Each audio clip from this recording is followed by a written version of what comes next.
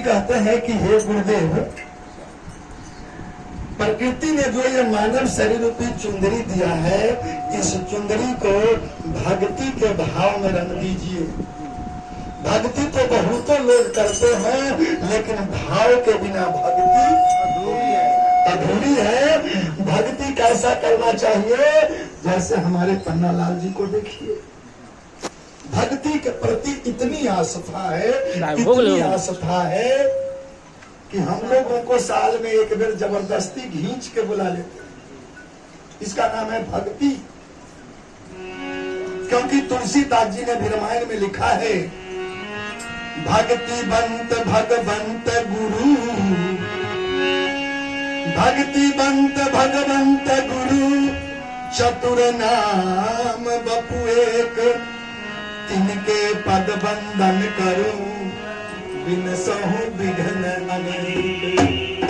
इसलिए धर्मदास जी ने कहा कि सतगुरु हमारी चुनरिया हो, भक्ति भाव में रंगा दो। काहे? सात बरात के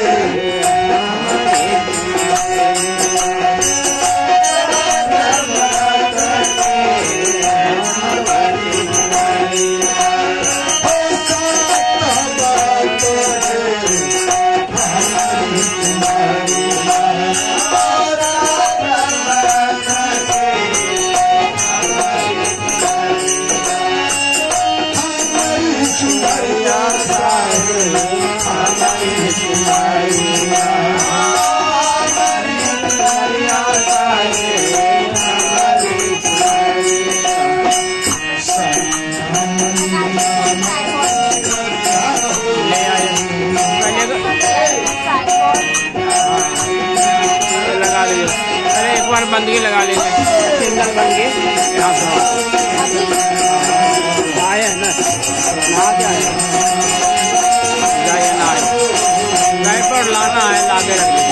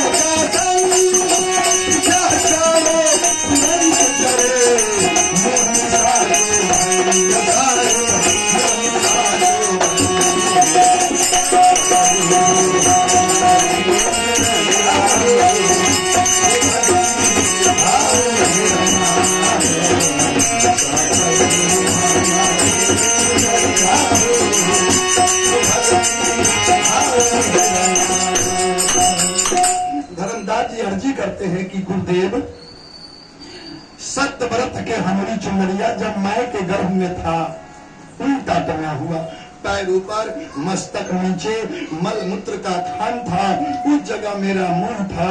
उस तप्ताग्नि से व्याकुल जब हुआ तो परमात्मा ने मुझे इस दुसह दुख से बाहर कर दिया।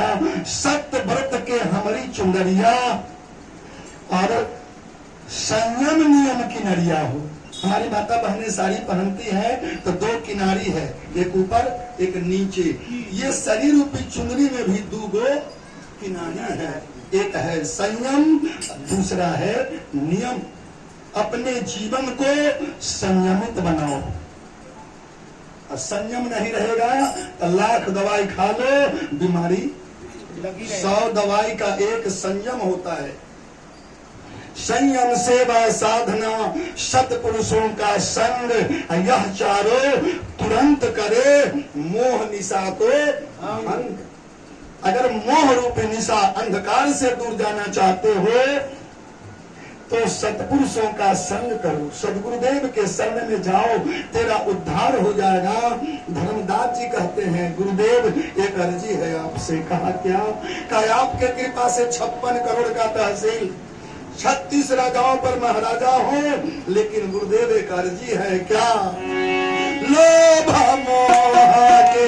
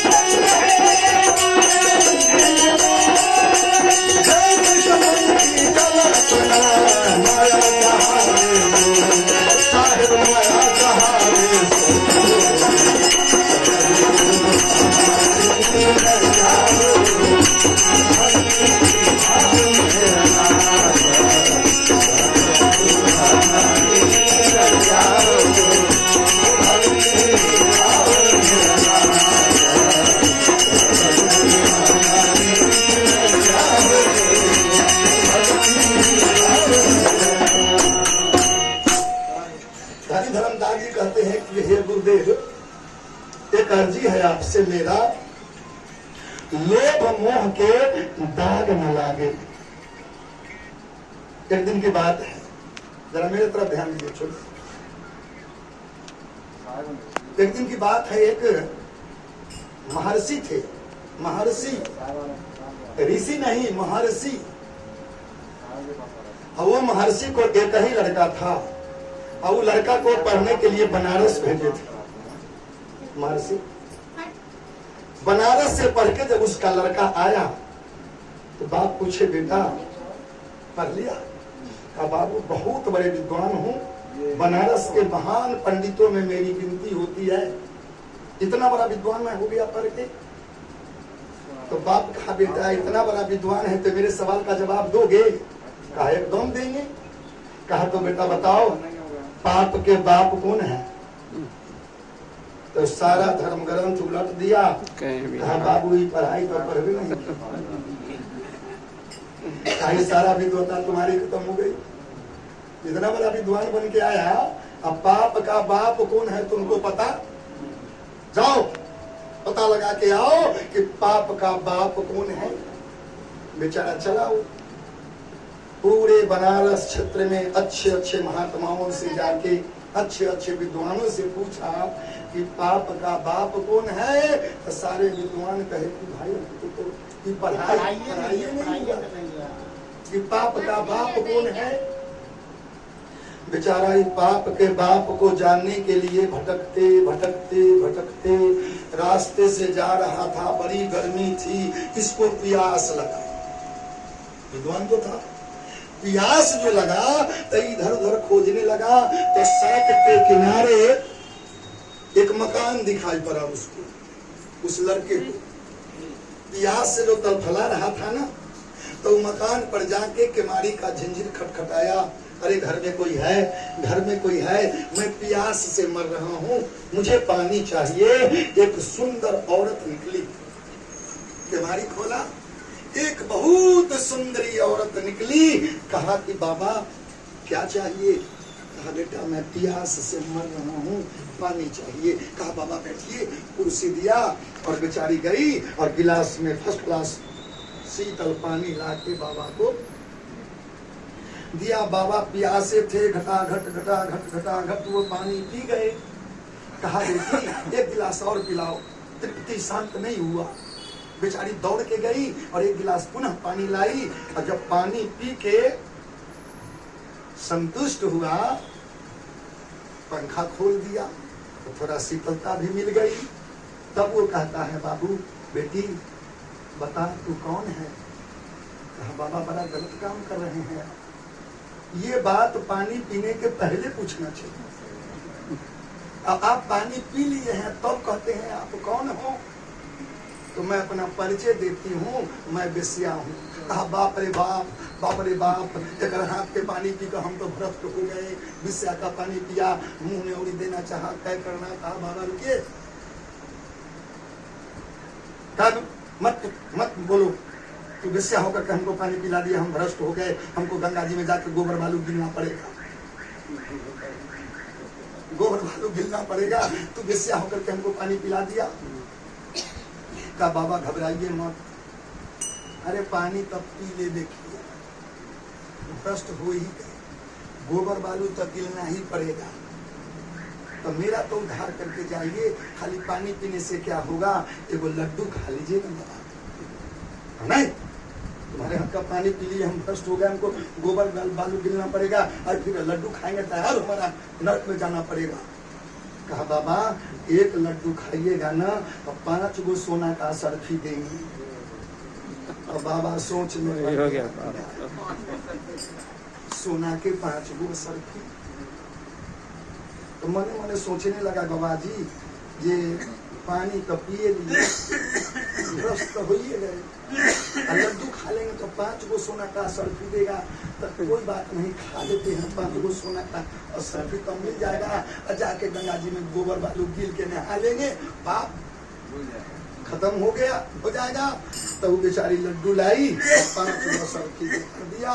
ये बेचारा लड्डू खा के पानी पी के कहा अब जाते हैं हम गोबर बालू गिरने, गंगा में नहाने, तुम्हारे हाथ का तो खा ही लिए। कहा बाबा एक लड्डू से काम नहीं चलेगा, बहुत भूखे हैं, हम जानते हैं, एक लड्डू और खा लीजिएगा ना तो 10 गो सर्फी और देंगे। तब वो कहा कि बाबा अब तो 10 गो सर्फी दे रहा है, तो खाइए लेने तो अब तक खा लेबे किए, 5 लगबे किया, अब गोबर बालू गिलबे करेंगे तो बाल खा ले, तो वो लड्डू खा लिया। अब बेचारी 10 गो सर्फी दे दिया। कहा अब चलते हैं, अब हमको गोबर बालू गिलना पड़ेगा, गंगा जी में नहाना पड़ेगा। पहले ही बताइए, आप जो बउआते बउआते आ रहे थे, प्यास लगा था, क्या जानने के लिए? कहा ये बात तो भुलाइए गए। हमारे बाबूजी ने कहा था कि पाप का बाप कौन होता है, यही ले आओ खोज के, तब तू ज्ञानी बनेगा। कहा बाबा जी सनकल दिमाग नहीं है, यही है पाप का बाप, यही है पाप के बाप। पानी पीने के बाद तुमको पाप लग गया और सोना का या सर्फी का लोभ हुआ तो लड्डू पर लड्डू खा लिया। यही लोभ है पाप का बाप। धर्मदास जी कहते हैं लोभ मोह के काज न लागे, ओ लोभ मोह के काज न लागे, साहेब काज न लागे।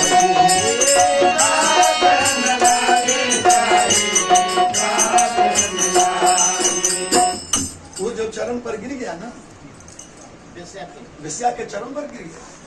कहा हे माँ, तूने मेरे दिमाग के पर्दे को खोल दिया, तू वेश्या नहीं है। न जाने मुझे शिक्षा देने के लिए प्रभु ने तुझको भेजा है। और उस वेश्या के चरण पर गिर गया। ज्यों ही चरण पर गिरा तो उस वेश्या के शरीर के अंदर से देवी प्रकट हो गई। कहा बेटा तू बहुत बड़ा विद्वान था, पढ़ा लिखा तो था, लेकिन तुझे ये ज्ञान नहीं था कि पाप का बाप कौन होता है। लोभस्य पापाये कारणम, लोभ ही पाप का कारण होता है। अगर ये लोभ रूपी दाग तुम्हारे शरीर पर लग गया तो एकरो से बरियार दाग है वो मोह का। मोह है महुआ का पेड़ और आम है भक्ति का पेड़। आम के पेड़ में देखिएगा, जब शादी विवाह होता है तो आम के पल्लों से कलशा से पानी लेकर देह पर लोग छींटते हैं ना। कहीं पूजा पाठ होता है तो कलशा में आम का पल्लो दिया जाता है ना। क्यों? हम सुनते हैं कि पीपल का पेड़ बहुत देवताओं का वास होता है। पीपल के पेड़ में पत्ता पत्ता में देवता वास करते हैं, लेकिन पीपल के पत्ता कलशा में क्यों नहीं दिया जाता? आम के पल्लों से ही लोगों को आशीर्वाद क्यों देते हैं? क्योंकि आम के पल्लों में पतझड़ नहीं होता है। आम के पेड़ में पतझड़ नहीं होता है। कभी आम का पेड़ को देखिएगा कि पूरा पत्ता नहीं गिरेगा, आधा पत्ता लगले है, पत्ता उसमें निकल जाता है ना। और आम को छोड़ के जितना पेड़ इस पृथ्वी पर है उसमें पतझड़ होता है। सारा पत्ता झड़ जाएगा तब नया पत्ता निकलेगा। महुआ का पेड़ में देखिएगा, महुआ का पूरा पत्ता जब झड़ जाएगा तब उसमें फल महुआ लगेगा। देखो वो पत्ता पेड़ में नहीं रहेगा, सब पत्ता झड़ गया तब फूल निकलेगा महुआ का। और महुआ जब चू जाएगा तो उसमें बीज निकलेगा गहुआ का, गहुआ का बीज निकलेगा तब पेड़ में पत्ता निकलेगा। तो महुआ का पेड़ में पतझड़ होता है। जो महुआ कहते हैं मोह को, जिस आदमी के अंदर मोह होगा वो मुक्ति प्राप्त नहीं करेगा। भक्ति मोह से परे की चीज है। धर्मदास जी ने कहा कि गुरुदेव एक अर्जी और है आपसे। कहा क्या? काम क्रोध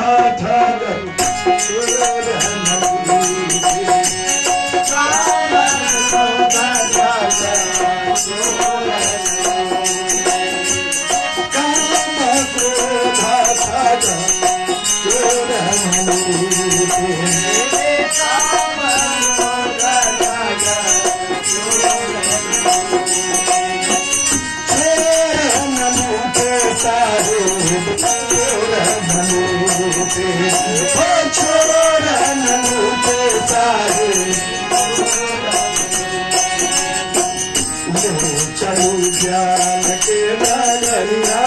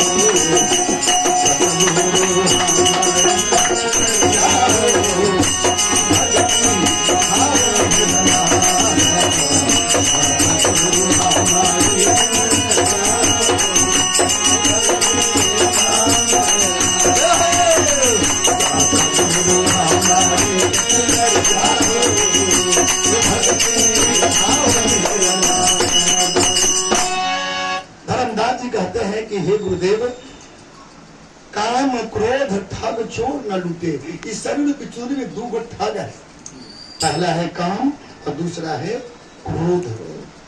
सदगुरु कबीर साहब कहते हैं कामी क्रोधी लालची इनसे भक्ति न हो, अब भक्ति करे कोई सूरमा जिन जात वरन कुल हो। जब तक इसको नहीं खोएंगे हम तब तक भक्ति साधना नहीं होगी। चरण पर गिर के धर्मदास जी कहते हैं गुरुवर मैंने आपको पहचाना, संसार ने आपको नहीं पहचाना। धर्मदास जी कहते हैं मैंने कैसे पहचाना? साहेबा कबीरा रे